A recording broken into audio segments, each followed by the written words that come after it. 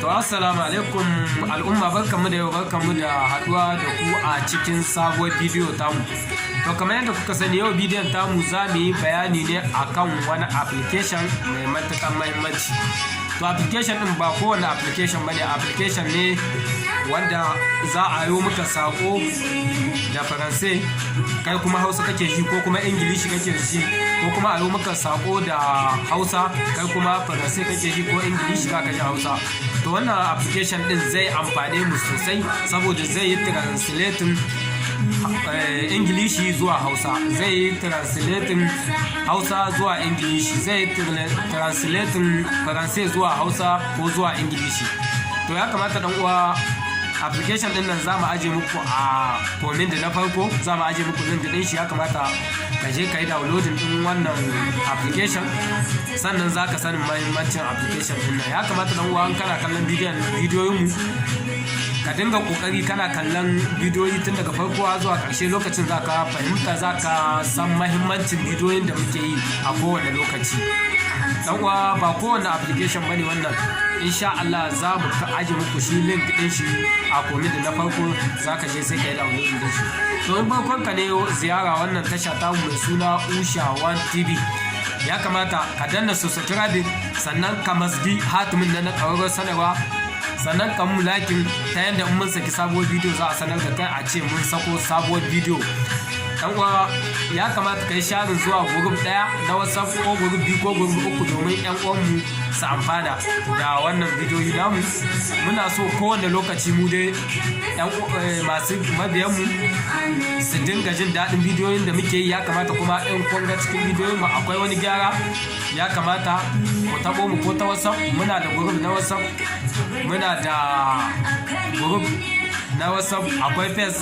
Duk inda dai kake abin da zaka iya tuntuba mu lokacin za mu gyara. Da dai an ga gyara cikin bidiyoyin mu, ya kamata a mun magana domin mu gyara. In an ga abin da ba a gane ba, lokacin za mu dan kokarin mu gyara insha Allah. To mu shiga cikin bidiyon wannan, za ku ga kowane application ne.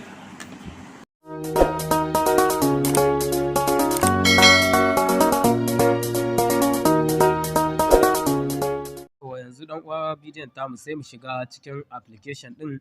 Yanzu za mu gani, za ku ga yadda ake amfani da shi. Yanzu misali, yanzu ga application din na shigo, kuna gani ba shi bane ga yanan. Yawa, yanzu kun ga yan uwa, yanzu na shigo application din.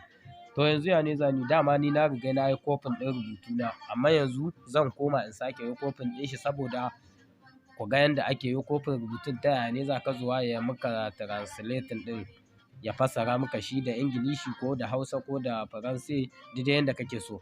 Yanzu misali, kun ga nan din shi yanda za ka mai. Yanzu nan kana ganin nan Hausa ce, nan Ingilishi ce, ma'ana nan Ingilishi ce ɗaukowa. In ka ɗauko yanzu zai maka translating din shi, ya maida maka shi da Hausa. In kuma Hausa ce kana so ya maida maka ita da Ingilishi, nan sai ka sa Hausa, nan din nan kana gani, nan kuma sai ka sa Ingilishi. Kenan Hausa za ya maka translating ɗinta da Ingilishi. Yanzu dai bari mu je mu yi copy ɗin rubutun namu, sai ku gani. Insha Allah. Yanzu misali, hakan ga zan yi in shiga cikin WhatsApp. Yawa, yanzu kaga na shigo cikin WhatsApp, kana ga wannan rubutun shine aka yi da Ingilishi. Ta yaya ne zan yi translating ɗin shi? Yanzu misali, hakan ga za ka yi, kana gani dan uwa, kana gani. Yawa, kana gani. Yanzu misali, yawa, haka na yi copy ɗin rubutun, ka gan shi ma. Yanzu misali, ka gani tun kahin ma in je ma ko ina, ba sai na koma cikin shi ba. Kana gani yanzu shi daga nan sama, kana gani nan, kaga ai Ingilishi ne, kana gani nan kuma gashi ya yi translating ɗin shi zuwa Hausa dan uwa. To ya kamata dan uwa, wannan application ɗin yana da matuƙar amfani. Zai amfane ka, zai amfane ni, zai amfani wani naka. Kenan ya kamata ka yi ƙoƙari ka yi downloading ɗin shi, za ka ga amfanin shi sosai fiye da yadda baka tunani yan uwa. Gaskiya application ɗin nan ina jin daɗin shi, ko ni gaskiya ina amfani da shi sosai. Shine na ga ya dace in yi bidiyo a kan shi domin wasu su amfana. Kenan duk abin da ka samu, ya kamata wani dan uwanka ya amfana da shi.